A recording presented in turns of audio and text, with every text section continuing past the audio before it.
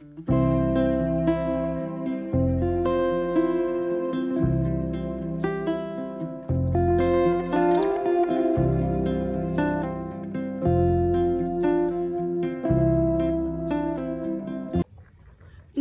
বন্ধুরা, মাম্পির কিচেন চ্যানেলের আরও একটি নতুন ভিডিওতে জানাই তোমাদের সবাইকে অনেক অনেক স্বাগত।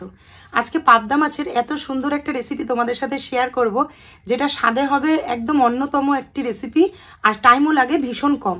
ঘরে থাকা কিছু উপকরণ দিয়ে খুব সুন্দরভাবে দই পোস্ত পাবদা আজকে আমি তোমাদের সামনে প্রেজেন্ট করতে চলেছি। তো তোমরা দেখে নাও আমি কি কি উপকরণ নিয়েছি আর কেমনভাবে এই দই পোস্ত পাবদা আমি রান্না করলাম।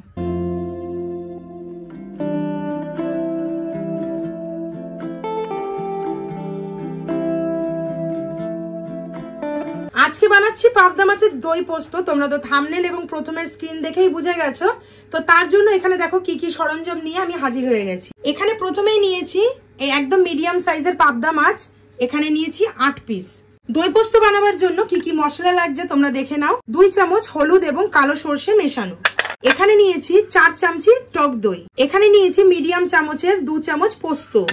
এখানে নিয়েছি কাঁচা লঙ্কা, যেহেতু এই রান্নাটা কিন্তু একটু ঝালঝাল হবে। ফোড়নের জন্য এখানে নিয়েছি কালো জিরে, এখানে নিয়েছি গোটা একটা টমেটো, লাগছে 1 মুঠো ধনেপাতা কুচি। রান্নার জন্য অবশ্যই এখানে আমি সাদা তেল ব্যবহার করছি, লবণ, হলুদ, ঝাল লঙ্কার গুঁড়ো, আর এটা হচ্ছে একটা ক্রিম চিজের বাক্স। এখানে আমি কাশ্মীরি লঙ্কার গুঁড়ো রেখেছি। আজকের এই রান্নায় কিন্তু কাশ্মীরি লঙ্কার গুঁড়ো অবশ্যই লাগে। তো চলো রান্নার প্রসেসে যাওয়া যাক। এবার দেখো চলে এসেছে শিলের কাছে।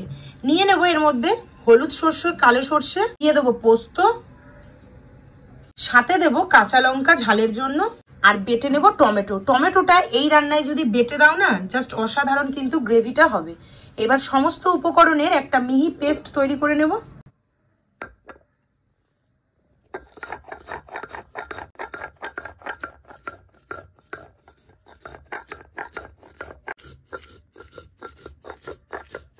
সমস্ত বাটনাটা দেখো এখানে মিহি পেস্ট হয়ে গেছে। এবার আলাদা একটা বাটিতে তুলে নেব।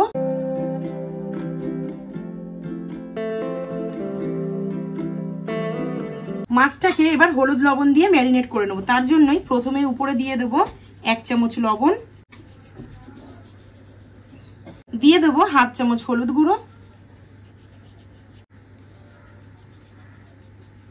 দিয়ে দেব 1/4 টিস্পুন লঙ্কার গুঁড়ো, দিয়ে ভীষণ ভালো করে মাছটাকে ম্যারিনেট করে নেব।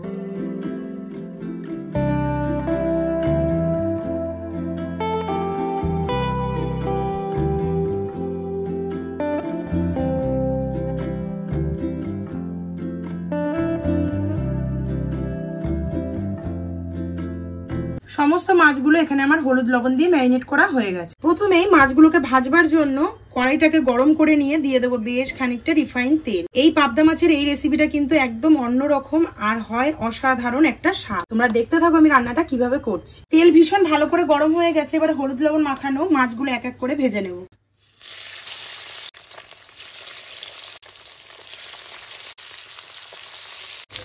মাছটা হালকা করে ভাজা হয়ে গেছে। এবার অপর পিঠ উল্টে দেবো। এই মাছ কিন্তু ভীষণই নরম একটা মাছ।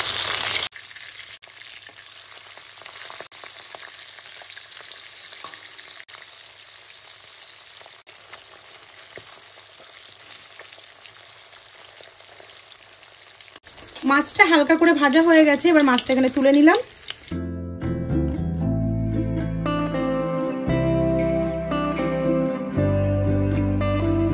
সেম প্রসেসে আমি সব মাছগুলো ভেজে নিই, তারপর ফিরে আসছি।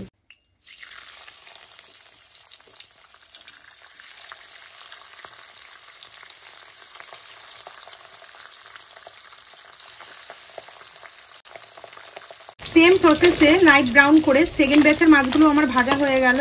এবার তুলে নেব। মাছগুলো সমস্ত ভেজে তুলে নেওয়ার পর তেলের উপর ফোড়ন দিয়ে দেবো কালো জিরে।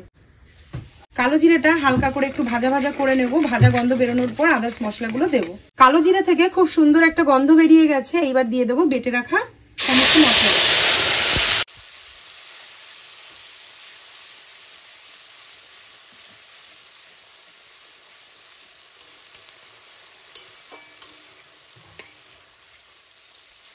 মশলাটা দিয়ে 30 সেকেন্ড মতো নাড়াচাড়া করে গ্যাসের ফ্লেমটাকে করে দেবো একদম লো। দিয়ে দেবো উপর থেকে 1 চামচের থেকে একটু কম লবণ, এখানে ব্যবহার করব হাফ চামচ হলুদ গুঁড়ো, দিয়ে দেবো হাফ চামচ লঙ্কার গুঁড়ো, কালারটা সুন্দর আসার জন্য দিয়ে দেবো হাফ চামচ কাশ্মীরি লঙ্কার গুঁড়ো, দিয়ে লো ফ্লেমেই ভালো করে এইভাবে মশলাটাকে কষে নেব 1 থেকে 2 মিনিট।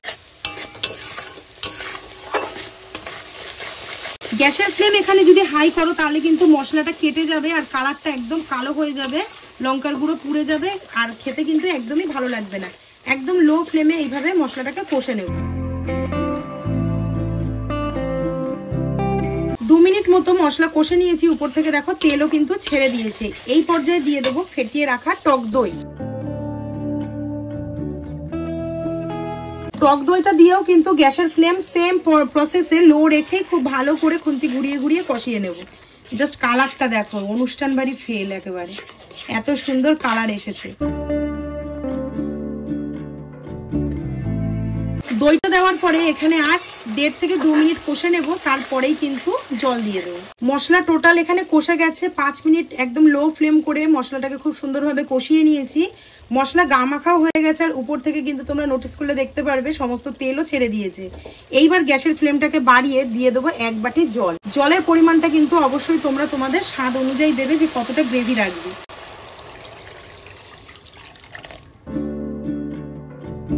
জলটা ফুটে উঠবে, সেইটুকু অপেক্ষা করে নেব।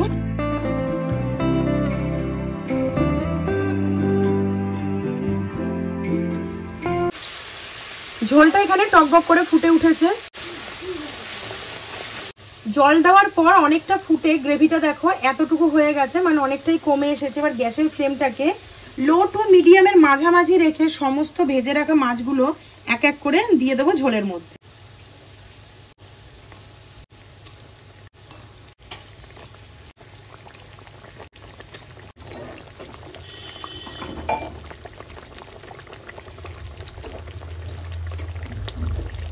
সমস্ত মাছগুলো দিয়ে দিয়েছি। এইবার ঝোলটা আর একটু মাছের সাথে, মানে মাছটা সেদ্ধ হওয়া পর্যন্ত একটুখানি ফুটবে। আমি কিন্তু এখানে লো টু মিডিয়ামের মাঝামাঝি রেখেছি ফ্লেমটা, তোমরা দেখেই বুঝতে পারছো। মাছ দেওয়ার পর আর কিন্তু গ্যাসের ফ্লেম হাই করা যাবে না। এইবার উপর থেকে দিয়ে দেব 1 মুঠো ধনেপাতা কুচি।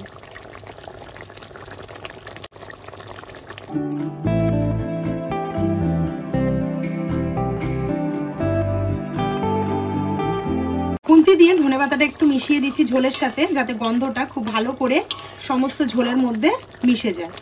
এই লো টু মিডিয়াম ফ্লেমে বেশি না 2 মিনিট ফুটিয়ে তারপরে তোমাদেরকে আমি সার্ভ করে দেখাবো মাছের ঝালটা কেমন হলো। একদম অনুষ্ঠান বাড়ির মতো দই পোস্ত পাবদা রেডি হয়ে গেছে। এবার তোমাদেরকে একটু সার্ভ করে দেখাই। গ্রেভিটা আর কালারটা যা এসেছে এতেই মন ভরে যাবে কিন্তু পাতে পড়লে। জাস্ট দেখো, অসাধারণ।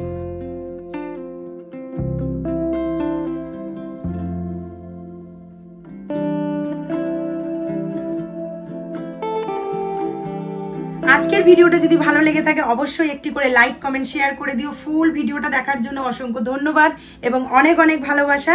তো আজকের মতো ভিডিওটা এখানেই শেষ করছি। সবাই সুস্থ থেকো, ভালো থেকো। দেখা হচ্ছে খুব শিগগিরই নতুন একটি ভিডিওর সাথে। অবশ্যই চ্যানেলটি সাবস্ক্রাইব করে নিও। আজকের মতো টাটা।